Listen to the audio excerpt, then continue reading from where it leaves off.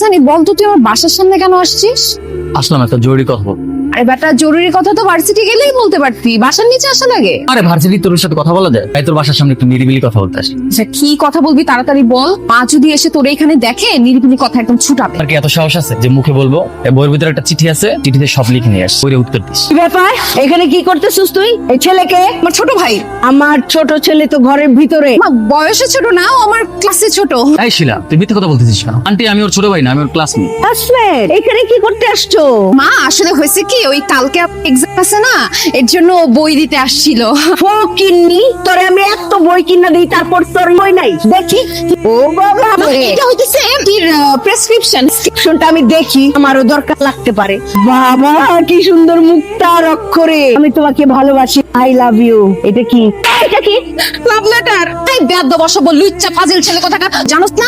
জাতি প্রেম প্রীতি এগুলো কোনো কিছু আমি পছন্দ করি না।